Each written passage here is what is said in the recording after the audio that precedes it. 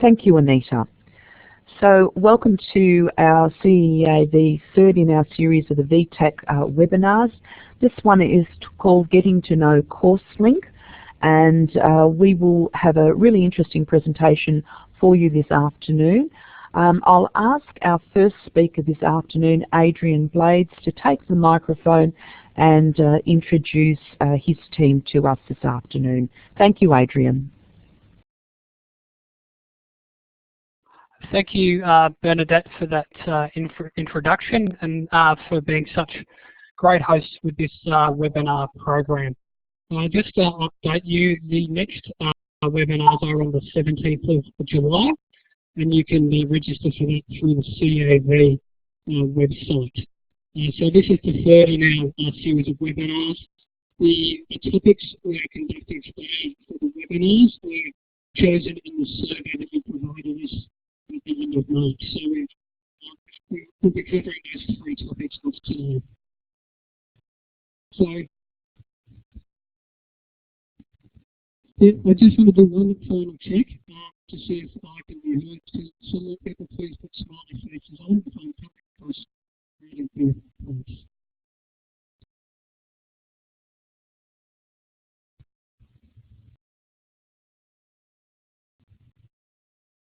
Adrian, you were fading out there.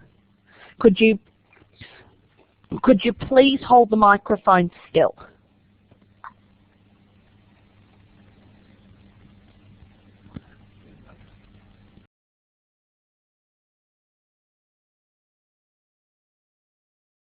I'm back on now. Can I be heard loud and clear? Smiley faces, please.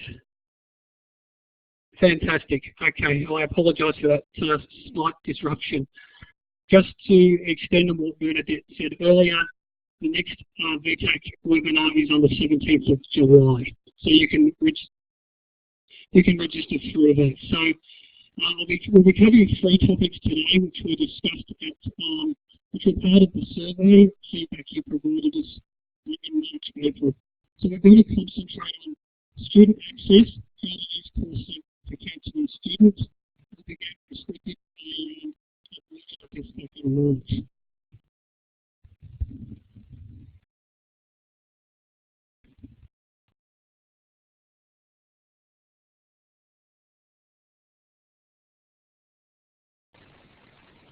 Hi everybody, it's Suzanne here. It looks like Adrian's having problems with his microphone, so I'm just going to take over until he can get that sorted out. We do apologise. Look, today we're going to concentrate on VTAC CourseLink, in particular the student access and the teacher access. Now before I begin, could everyone please just give me a smiley face to make sure that you can hear me?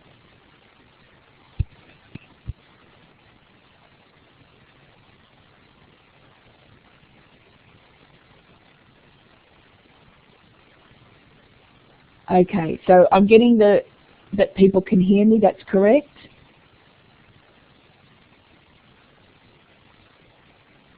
Great, thank you for that. All right, I'll begin. If you can't hear me, please put your hand up or do something to attract our attention. The first thing we're going to do is look at what's available on CourseLink. So we've got two components to CourseLink, which I know most of you are aware of. The first is teacher access and the second is student access. Teacher access includes the student data, including the prerequisite CourseSearch, and your school data, which includes key dates, account management, archive data, publications, and briefings. For the student access, we've got two levels of access, for Year 11 and 12 students and for Years 9 and 10 students.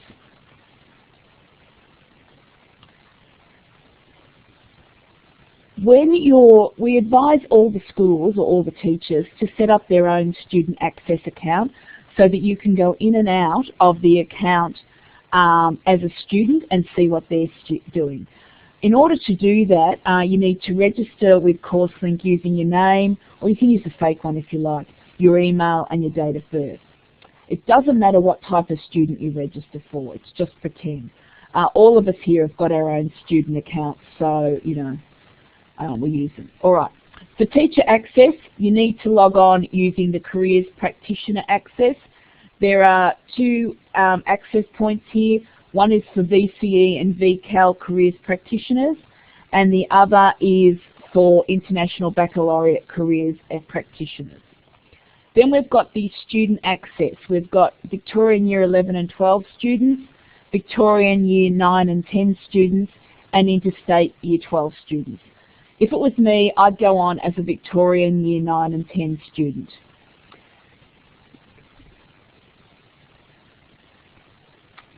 All right, once you've clicked on the Year 9 and 10 student login or link, it welcomes you to CourseLink, and you can see here is a link straight to Choice VCE Studies.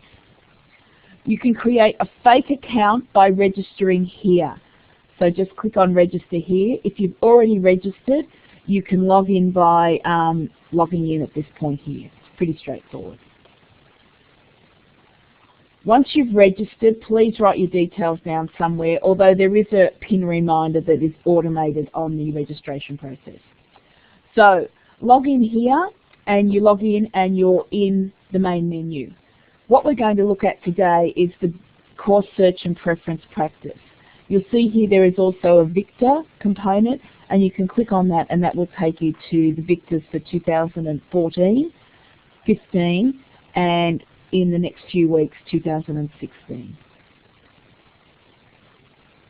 Any questions so far? Okay, I'll move on. Alright, the first thing you want to do when you're in the student course search, and if you're counselling your Year 9 and 10 students, is create a sample VCE program. Now you can do that, tailor that specifically to each individual student, or you can create a few sample ones for your own use. So in order to create a sample program, you simply select from this column here, the VCE units, and add them to the example VCE program. Once you've done that, you save the VCE program, just click on Save, and it will say that you have a saved course search here, and select course search. Once you've selected the course search icon, you'll then be asked to filter your program. In other words, to give us a better indication. Okay, the question is, can we save more than one sample program in our fake account? Yes, you can, but it's mainly used to compare. Oh, sorry, Tassie's answering it, so thanks, Tass. All right, so this is your filtering program. You can put in an ATAR range, from or to. I personally never do that because at years 9 and 10, I don't want to limit anybody, but that's entirely up to you. You can then choose the course categories. There is domestic government subsidised, so that is the TAFE government subsidised, as well as the CSP higher education programs. There's domestic fee, and there's international fee. Again, for years 9 and 10, I'd be concentrating on the domestic government subsidised and possibly the domestic fee, but I'd just be choosing, if it was me, domestic government subsidised. Then you can select a region. Again, you can select up to 2 regions as part of this filtering process. Again, area of interest is the next filter. All of these filters, by the way, are optional. You don't have to choose them, but they are a way of refining things if you choose for your Year 9 and 10 students. So area of interest, and their areas such as education, creative studies and the like.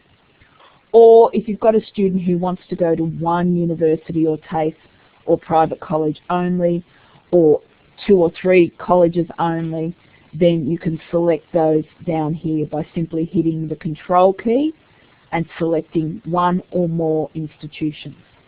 Once you've done the filtering process, hit Submit. Now before we do any of that, what you need to do is look up the top to check which Victor group you're in. If you're filtering Year 10 students, then you'd be looking at 2015. For Year 9 students, you'll be looking at 2016. So just keep an eye on that because they will differ from year to year. As you can see, because we haven't uploaded Guide 2014, this has still got 2013, 2014 and 2015. When we launch the new CourseSearch in July, it will have 14, 15 and 16 included. Anyway, you hit the submit button, and what you now have is a list of all the courses that are relevant to that student's VCE program and the criteria they've entered in the filtering section. What you can now do, if you decide, is to compare the saved search with another search or replace the saved search if you choose to. So if you are going to compare the saved search, you simply create a new set of criteria by adding or removing the VCE studies based on screen 8, so that's a couple of screens earlier, and updating the filter screens. You then hit compare the saved search, and what you have is a summary screen that tells you the number of courses that have been added, the number of courses that have been removed from the course based on the comparison, and you can also then get a list of all of the courses for each of the saved searches. Now I notice there is a question up there, can you choose 2 course categories at once? Mandy, do you mean can you choose 2 types of feeds? Adrian, could you answer that please? Because I don't know the answer is the truth, because it's all just been changed, so I do apologise for that.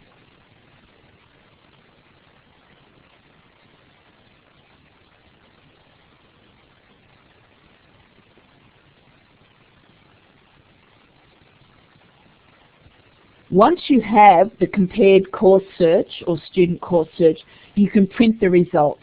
And you do that by simply going to the top of the screen, typing on the word print, and you can print it as a PDF and email it to the student if you like, or you can print it off and give it as a hard copy to the student if you want, or you can print it off and keep various programs on file for yourself, either on your device as a PDF or in a printed format if you so choose. It depends on your preferred method. Okay. Any other questions so far? Could I have a show of hands, please, or a smiley face for people that use the Student Course Search program?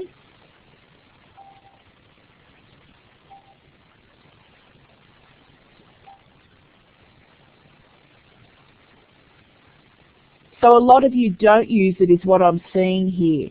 There's only a few of you that are using that Student Course Search program. Do you think it's... Oh, sorry, other people are coming on. I've got a hand up. I'm going to... Lauren, I'm going to hand the microphone over to you. Oh, hang on. I'm going to close the microphone, and if someone wants to pick it up and ask a question, you're more than welcome.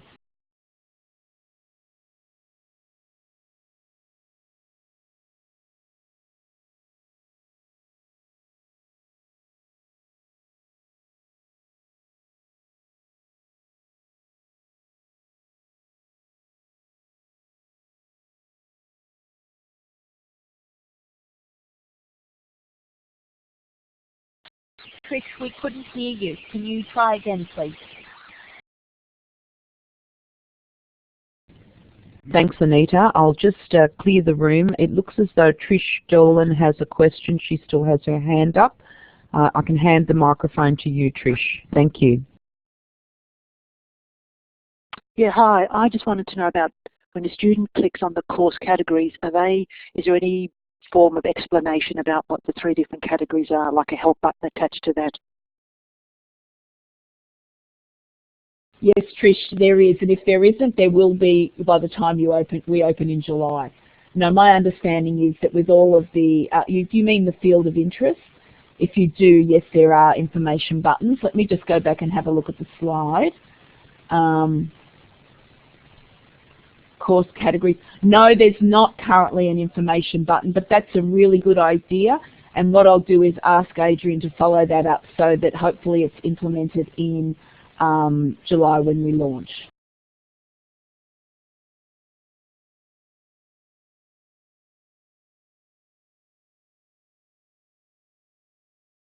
Great, that's fine. Thanks very much.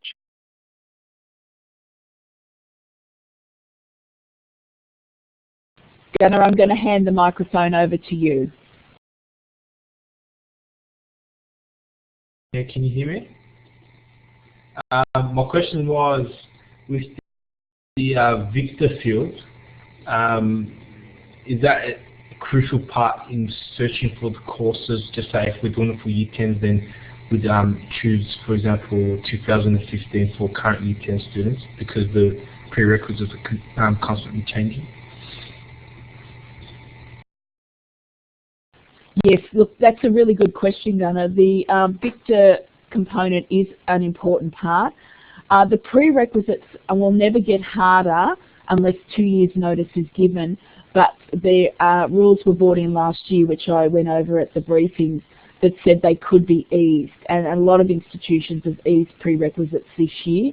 We're still editing the guide and the Victors, but a Victor update will be available for Victor 2015 at the middle of July, and for 2016 at the middle of July also. We'll be reporting the other prerequisite changes for the guide 2014 in the July bulletin. Well, that's my plan anyway. I'm closing the mic down to see if anyone else wants to ask a question.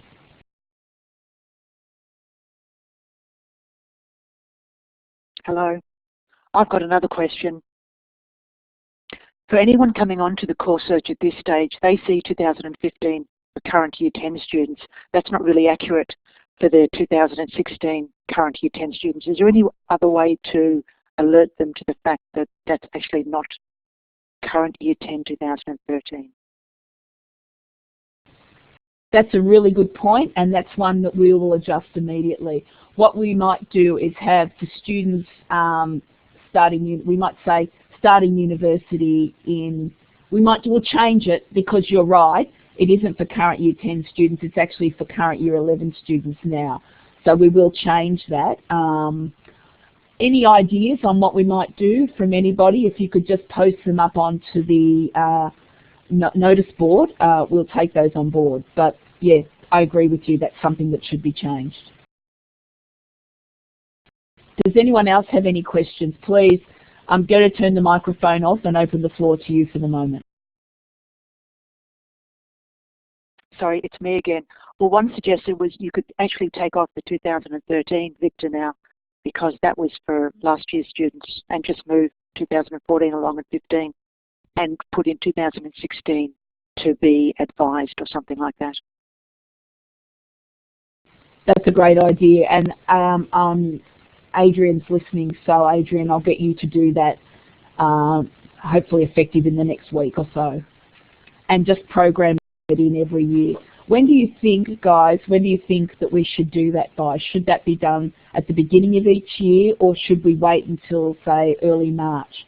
Again, your advice on that would be appreciated. And when you do pick up the microphone, if you could please introduce yourself, it just makes it a bit easier for the rest of us who are listening. Thanks.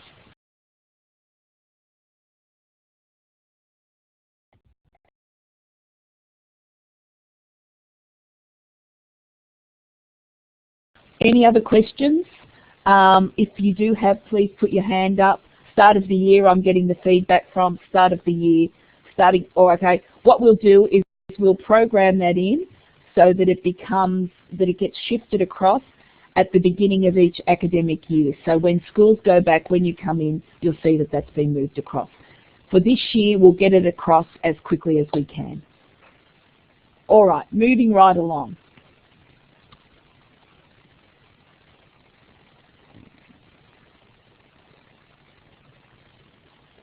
All right. Any other questions about the student access before we move on to the teacher access?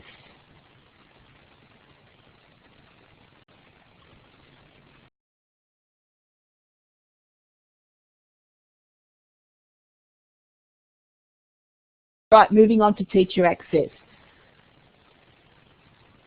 The first thing you'll notice when you open up your teacher access, and yes, last year's data is still on the file, and the only reason for that is because we haven't received this year's data from the VCAA. As soon as we receive this year's data, we will upload CourseLink and advise you, but we can't upload it if we don't have the data, so there's nothing we can do, unfortunately. The first thing you will notice when you look at last year's, when you open, this year's file, is a new column on your school student data screen. This column over here called the prerequisite column. What this column will do is give you at a glance the opportunity to see whether or not the courses your students have applied for meet the prerequisites. The general rule of thumb will be that if a student doesn't meet the prerequisites for one or more of the courses they've listed on their course application, then a no, an N, will be included in this column. And you will then be able to click on that student and have a look one-on-one as to whether or not, as to what prerequisites they don't meet for which courses, because it'll be on their student data file. If they meet all of the prerequisite studies for the courses they've applied for, there'll be a Y. In a similar way, all these students have met the prerequisites for these courses.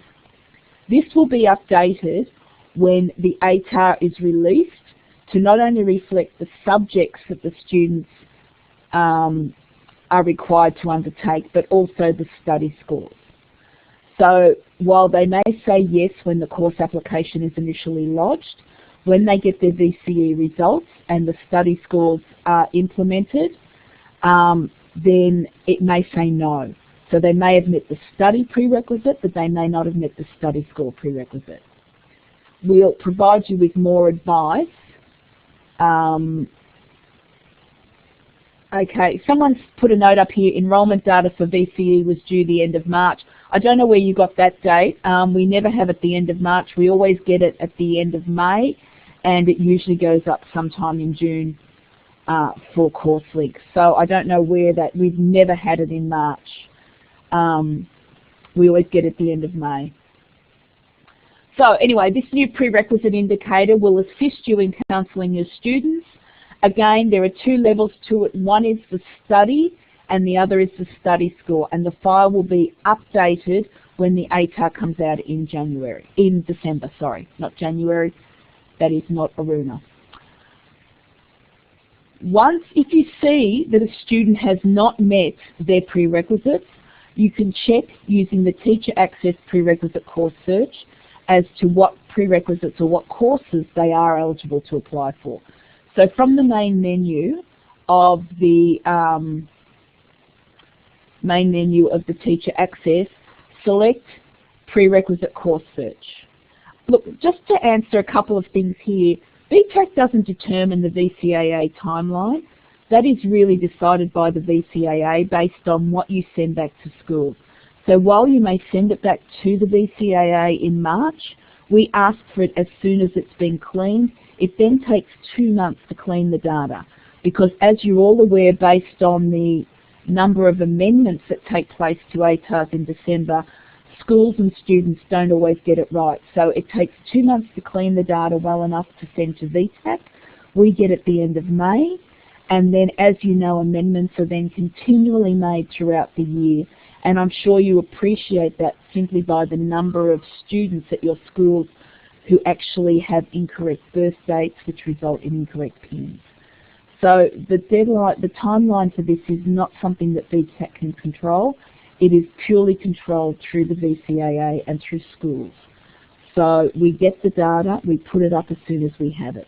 We assure you we've been promised it will be up by the 10th of June. But again, we are purely dependent upon when we receive it. We can't force people to do things, unfortunately, some of us might say. All right, from the main menu, select Prerequisite Course Search. Then you could either create a sample VCE program, or if this was me and one of my students had a no next to their list of courses, I'd be then putting in their VCE program and suggesting alternatives to the course that they have selected for which they don't meet the prerequisite for. Because as we know, there are always alternatives. So step 1, select the VCE VCAL study and add it to the test program using the Add button, or remove a study using the Remove button. Step 2, studies will appear here that have been added to the program. You can choose a likely ATAR if you want. Again, maybe because they're Year 12 students, you might like to do that. And you can choose restrictions, and I'll go through that in a moment. Okay, so this is how you add the studies. Select them, click Add, and they're added to this side of the screen. You can add your ATAR here, and you can search for courses that satisfy the prerequisites based on the student you're counselling VCE study program.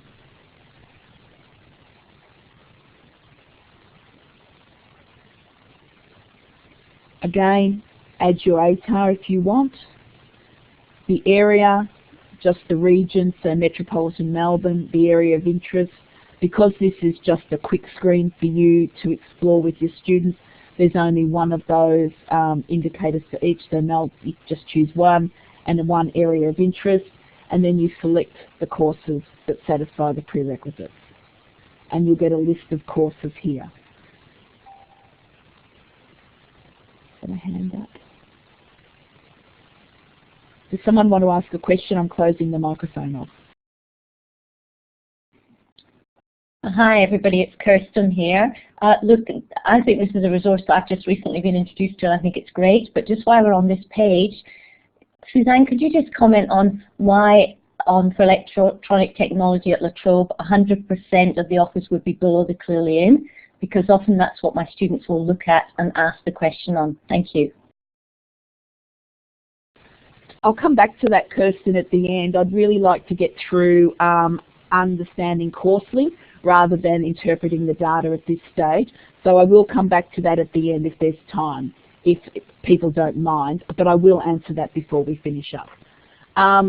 So this is on the screen, you get a list of all the courses. Now this is really useful if you've got a student who's selected a course that they haven't met the prerequisites for.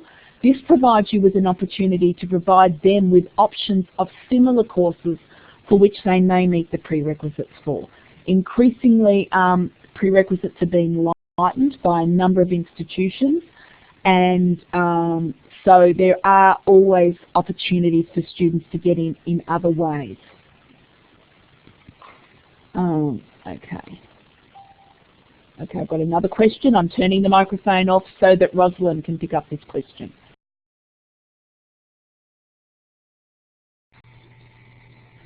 Hi, this is Guna here. Just a quick question about the extra requirement field. Is that a combination of both current Year 12 and non-Year 12s? Is there a way of distinguishing whether the extra requirements for current Year 12s or non-Year 12s? Gunnar, if I had $1 for every time I was asked that question, I'd be rich, and if I'd had $1 for every time I've asked and begged for the extra requirements to be separated, I'd be even richer. That is something we are working on. I know we've been saying that for a number of years, but I promise you next year, or within the next 2 years, we will have something. We had hoped to have something this year, but it hasn't panned out, and we're reviewing the process and the protocol. The issue is sometimes what we request with our programmers isn't carried forth in the output, and that's what's occurred this year. That is something I will be addressing, but at the moment the extra requirement applies to all applicants, and it doesn't distinguish between Year 12 and non-Year 12, unfortunately. But that is something we are very aware that would be very useful for careers teachers. All right.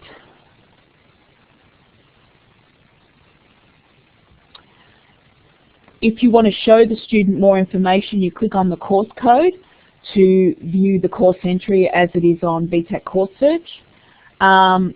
And if you've indicated a likely ATAR, it will show courses that are clearly in between 55 and 65. If you click on the course name, my understanding is that it shows you the prerequisites for that course.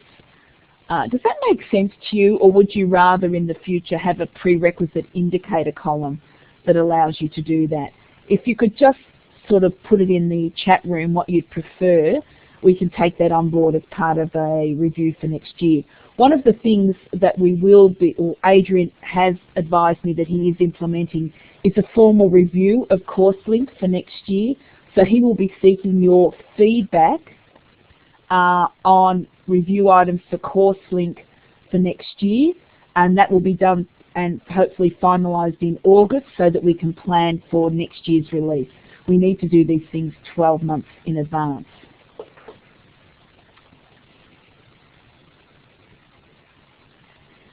You can clear the entire screen if you want to enter a new VCU VET program, or you can clear the search results and save the search parameters, alter some of the VCE studies, and then compare it in the same way you can, with the student course search as well. Okay, so there are two course search. The student course search is by far the more in-depth course search. This is simply a quick reference course search for you to use when counselling your students. However, if you are interested in it being expanded for next year, then again you need to feed that back for Adrian so that we can prepare for that for next year. I must say, as far as we're concerned, we don't see why the two should be different, but there obviously were reasons that the three of us are unaware of. So again, feed that back to Adrian and we'll get it fixed for next year. That's 2014-15, not 2013-14. All right. Any questions about the course search functions for student data or teacher access? If there are, I'm going to close the microphone off from myself and open it to the floor for the next few minutes. If I don't hear from someone in the next minute, then we will resume with Alex's presentation.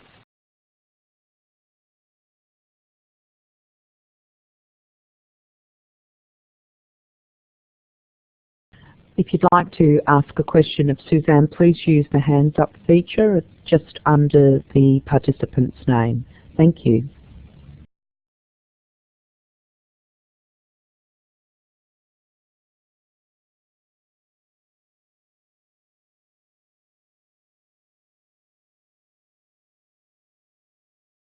Right, I'm taking the microphone back. Nobody wants to ask a question. Tassie's just come in and just asked me to remind everybody, I'm just going back here, that this prerequisite indicator, when your students list their initial application, it will only apply to the VCE study and not the study score.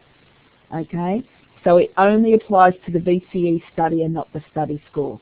We don't have the study scores until results come out, so that's the reason. All right, what I'm going to do now is hand you over to Alex to take over. Alex, I'm turning the microphone off for you to pick it up. And look, I do apologise, I sounded a bit faulty. I wasn't doing the presentation. Alex, Adrian and Tassie were going to, but their microphones have not ended up working. So I do apologise if I sounded a bit disjointed, but I was literally flying on it. So anyway, over to Alex, and he's going to take you through how to download and filter your files.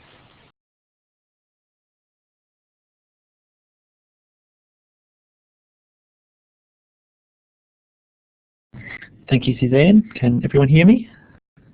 Am I too loud or too quiet? Smiley face, smiley face. Excellent. Okay, I'll continue. So what I'm going to take you through now is downloading and filtering data. So CourseLink has a few links where you can download a text file or a CSV file and save it on your hard drive, and you can use the programs on your computer to manipulate and search that data rather than logging into CourseLink each time. So there are two types of file that are available. There's text file, it's a text file report, and that requires a bit of modification. So I'll take you through that one first, but that requires a bit of, I guess, adjustment to print out in a usable and readable format. And there's also a CSV file. CSV is comma separated values, and they open in Excel. So you'll need Excel, Microsoft Excel, or some spreadsheet program to open a CSV file. All of those downloads are available in one of those two formats, and you'll generally see a link to download the files at the top of the table.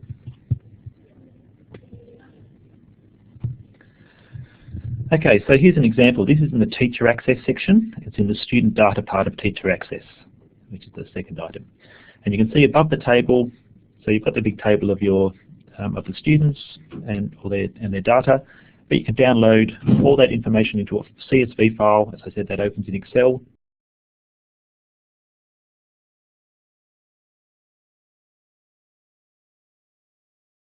So you just click on there to download the file. It should open up automatically. As I said, any spreadsheet program should be able to do it. If you don't have a spreadsheet program, it will actually open in Word or texting or anything else, but it won't be as easy to read or to manipulate. So let's look at some of the examples under the School Data section. This is in the main menu of CourseLink. Go into School Data, and here's where you can download some of the files. Oh, am I cutting out? I'll carry on and hopefully you can hear me. Okay, the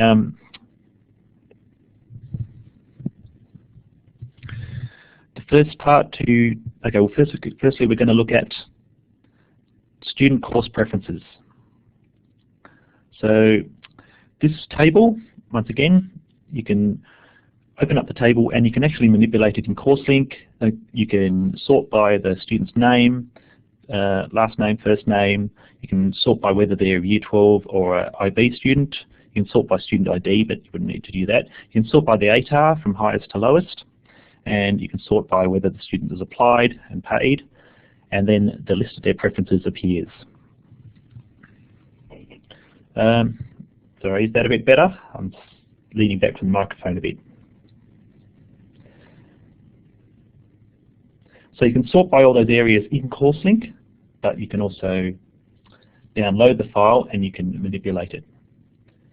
Now, this is one of the items we get a lot of questions about, partly because if you open it straight away after downloading it, it generally looks very unreadable.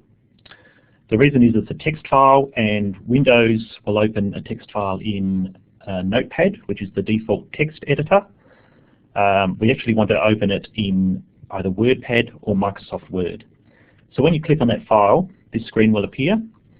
It will usually have Open with Notepad, but you should change that to either WordPad or Microsoft Word. They're a lot better to open the program in because they understand all the line breaks and the page breaks that are in that file.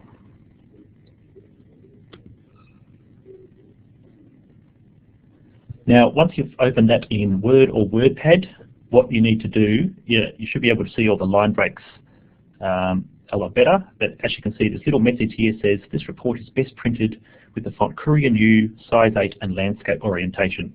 So you need to make a few adjustments in Word or WordPad, your settings, to make that readable and printable. So just click OK to get rid of that message. Your file downloads depending on which browser you're using. You'll find it in, your browser should be able to tell you where on your hard drive that file is saved, usually in the Downloads folder. So here's an example of that. Click on Show in Folder. Select the little arrow next to the download and click Show in Folder, and that will open up the window on your computer where it saved that file. Now we've opened this example in WordPad because we've asked it to open in WordPad. Select the formatting arrow and change the font size. Change the font to a monospace font, so that's a typewriter-like font, such as Courier New, and change the size to 8. And that will mean the lines won't wrap around at the end. They'll all fit on the one page. And you should also use the page setup, which is under the print menu, and change this page to a landscape page. So that's a page that's wider than it is tall. And that should produce a single file that you should be able to print out, and you should have readable list of preferences. So this file contains the name of the institution, the name of the course code, the name of the course, whether there are extra requirements, course type, whether offers have been made, and so on. So it contains all that data. Some programs will print it out a record to a page, which is great. So you can just print all those out and you can have and put them in a binder or carry them around. The second type of file is a lot easier to download. You can just open it in Excel. So CSV files. An example of this is in the offer report. This is a list of all the students who have received offers in a particular round. So this example we've got here in the screenshot is first round offers. Just click on the link and it will bring up that download window again, and you say you want to open in, it will usually default to your spreadsheet program. So it will say open with Microsoft Excel. Once you've opened in Excel, the key here to manipulating that data is the Data tab. Okay, so that's around middle of the top of the screen. Just click on Data. So, and yeah, you have options to filter and sort. So they're the two things you can do. You can filter by, for example, the course or the institution. You can see all the students who were made offers by Deakin by going into the institution column and selecting Deakin University. You can select the campus to see a particular area, which students got their first preference by selecting one from the preference column. And you can also sort information using the sort button in the Data tab, and that you can sort by, for example, you can sort by name, or you can sort by ATAR, highest to lowest, institution, and that sort of thing. Sorry, it's me again. Just a question. Is there any chance that... okay, that's the end of my part. If there are any questions, I'll turn over the microphone. With CourseLink, if we want to, for example, filter out all the courses that require maths methods prerequisite, for instance, is there any way we can download that type of file and sort of just have a list of those courses?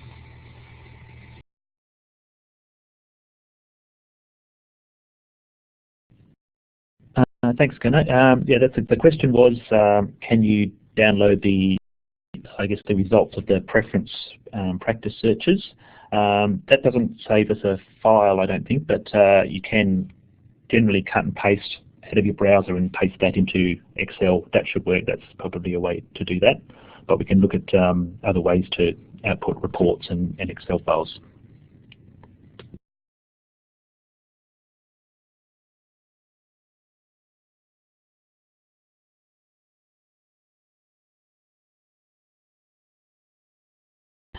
Are there any other questions in the room for Alex on how to filter? We can see here in the window that there is, in the chat room, that there was a question from Kirsten in regards to the speech marks around the data that's been selected. Has that got something to do with the formulas that Excel uses, Alex? If you could just answer that for us. Sure, thanks, Bernadette. Yes, I noticed that. I think it's something we can address. I suspect it's got two lots of quotes around that text. So I'll certainly have to talk to the programmer about that and see if that's what it's doing. But I suspect that's what it's doing, that it is putting two lots of quotes. So that should be something we can fix at our end.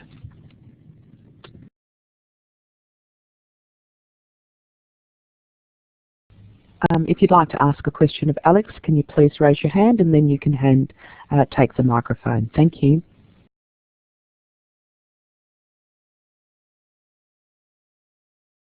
Thanks, Alex. I think we can move on now. Thank you.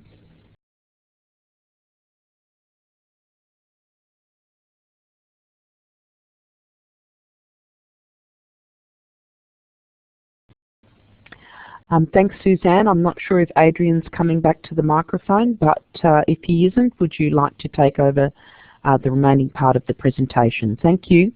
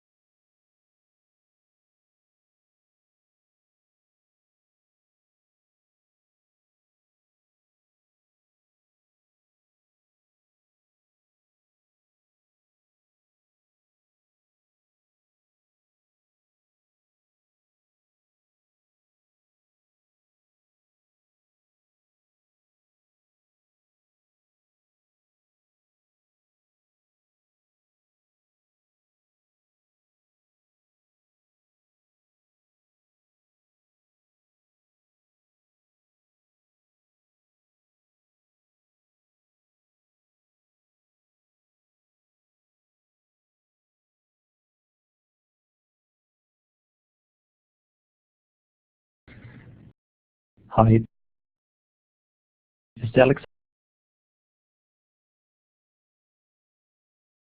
again.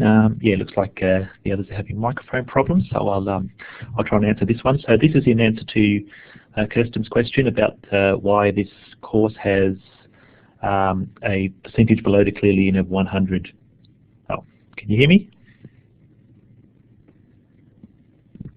Can anyone hear me?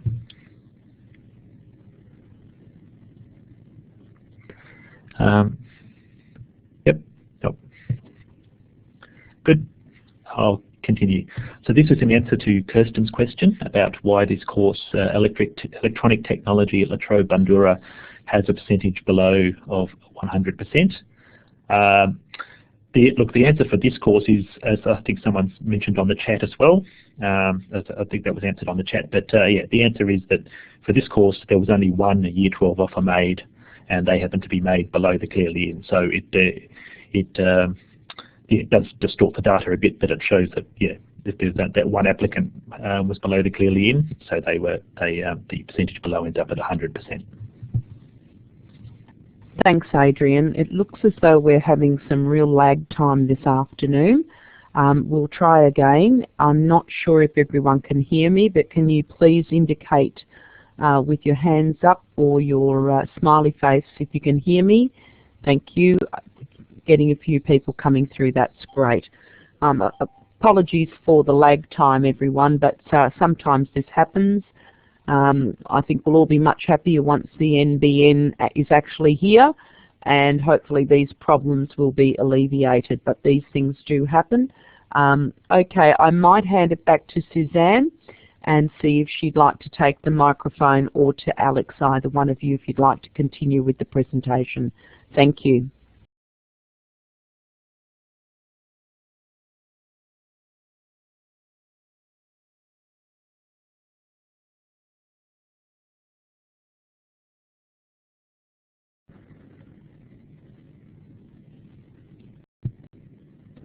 Oh.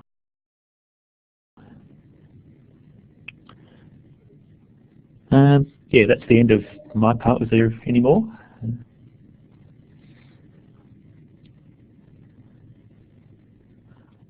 I think that's the end of it. That's all we've got on the slideshow.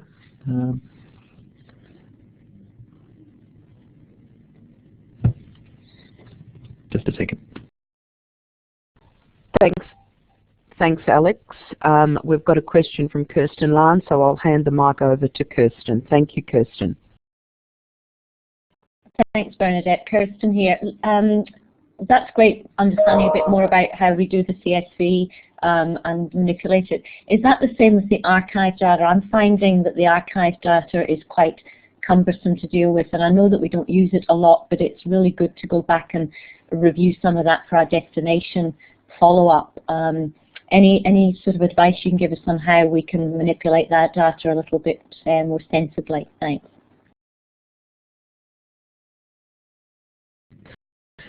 The file should be. Oh, hi, Kirsten. The file should be the same for the archive data as well. So they've pretty much always been the same format. I'm not sure. Do you mean that? You do mean the files that you're downloading, not the, or do you mean manipulating the data in the tables on CourseLink? I guess what I'm meaning is that, you know, sort of it's the tables. You know, I'm just looking. I've just opened up my CourseLink data, archive data, and it's just, there's lots and lots of columns. So I guess it's just a question of just deleting the columns that you want to get to the information that you want. I mean, in previous years we were able to download this information in much sort of user-friendly format, but I guess now we're just getting it all as a complete Excel spreadsheet. So I guess it's for me to do some manipulation of that data based on what you've been saying this afternoon. Thanks.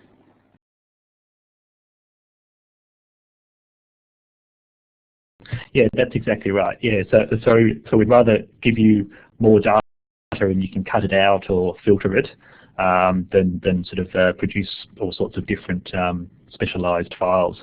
The report of the preferences is fairly specialized, but then, as I said, that requires all that manipulation and changing the font size.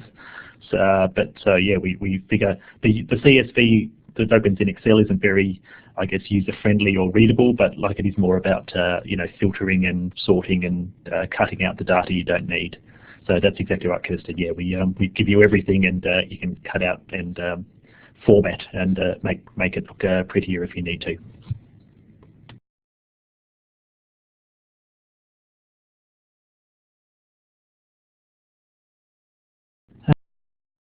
Any more questions before we finish up tonight?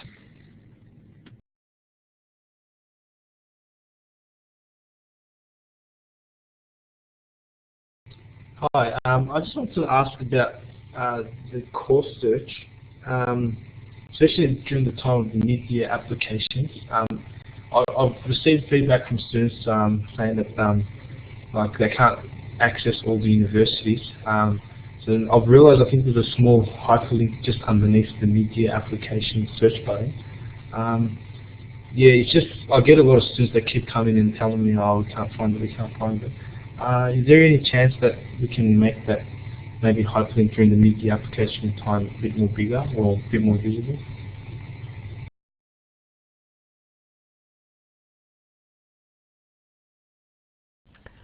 Right, we might have to ask one of the VTAC team to take that question. Perhaps Suzanne, if you're with us, if you'd be able to answer that question, and it's to do with making a hyperlink a little bit more accessible to students during change of preference time. Thanks, Suzanne.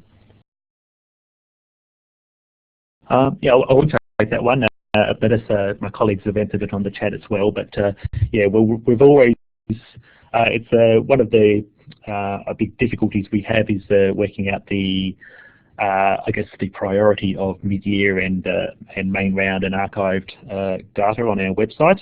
You know, with this year we did have both course visits, but yeah, as you said, some students are having trouble. We're always looking at that and testing the usability of finding that information. So we'll certainly review the you know, the placement and I guess the visibility of that link. But yeah, at the moment, I guess when mid-year courses close, that will certainly become more prominent. But yeah, unfortunately, while mid-year applications are open, we do give that the main priority.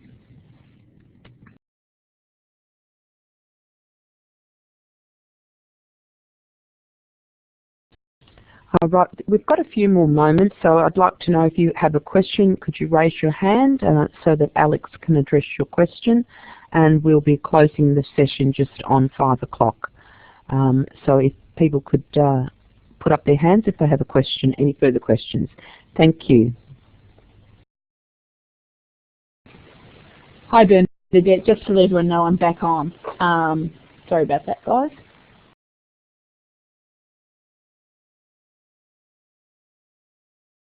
Thanks, Suzanne. I was just like to hand the microphone over to you if there's anything else you'd like to take us through this afternoon, or to pick up some of the questions that might be in the room. Thank you, Suzanne. Thanks, Bernadette. If everybody can hear me, just send me a smiley face, please. That would be great. Okay, people can hear me, that's good. Well, look, that's an overview of the CourseSearch. What we are going to be doing, when I say we, I mean Adrian and Tassie, are going to be putting together a vodcast, video tutorial of what we've gone through today. I know you've got access to this, but there are a whole lot of things that we realise that people or schools don't realise are available to them on CourseLink, particularly under the student access. So we'll be concentrating a little bit on that. If you've got any feedback about future seminars, of which Adrian and Tassie will be speaking at because their machines will be working next time, can you please feed those to Adrian or Schools Liaison at VTAC, and we'll take those on board. Okay, which list? When is that likely to be available? Joanne, I don't know what you're referring to there. Could you please maybe articulate that a little bit more? The vodcast is like, thanks Joanne, the vodcast is likely to be available in the beginning of August. I know that's a bit late, but we're working as hard as we can on trying to get the guide to print, and we've just got a new online editing program which is interesting, to say the least. Any other questions? Please post them in the chat room or put your hand up and I'll turn the mic off.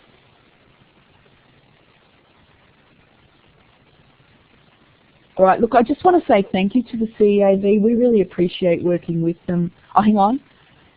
Oh, that's good, thank you. We really appreciate their support in these webinars. And if you are interested in future webinars, please feed the information back to Adrian or through Schools Liaison and Tassie, and we will be doing more and more of these. A general reminder that we're piloting a parent seminar. For those of you that don't have VTAC staff coming out to your schools, we're going to be doing a parent webinar online later in the year. So check out your bulletin for all of those dates. And thank you very much. Thanks, Alex. Thanks, Adrian. And thanks, Tassie, for all the work you put into the seminar today. And thanks, Bernadette and Anita in particular. Thanks, Suzanne, and it was a really informative session this afternoon. Even with the technological lag that we had, I think we got most of the information pretty clear, and you have been able to follow the questions that are in the chat room. Just before you leave the room this evening, we'd appreciate it if you could fill in the PD evaluation. Anita, can you put that link, thanks, into the chat room for people to go to now and complete the evaluation form? Your feedback's really important to us because it helps us to plan further sessions for you. And it was great to see so many people in the room this evening. We had 48 participants with us. So I do appreciate you giving up your time after hours. Please note that this session will accrue 1 hour of CPD towards your SEEKR and your VIT professional standards. And if you attended the webinar registered through the CEAV, then those points will be easily added to your CPD tracker. You'll be able to find that quite readily. So if you can complete the evaluation this afternoon, that would be great. Anita, can we start a countdown to close the room in 2 minutes, please? That will allow everyone to complete their evaluation, and also any late or final questions that people might have if they'd like to take over the microphone. So thanks, Anita.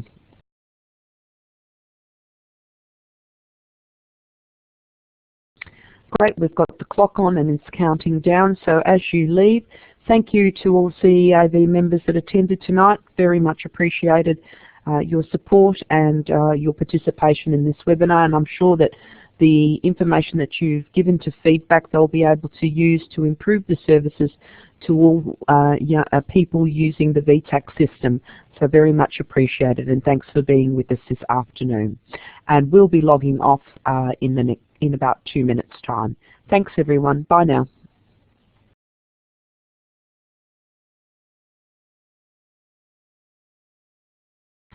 Okay, VTAC, before you log off, either Suzanne, Adrian or Alex or Tassie could answer this. Would you like us to place the presentation in our member lounge?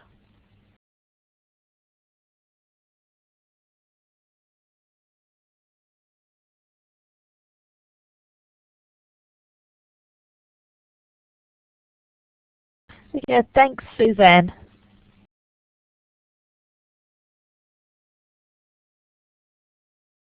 Okay, I'll just remind everyone to leave the session permanently. Just close the Blackboard Collaborate window.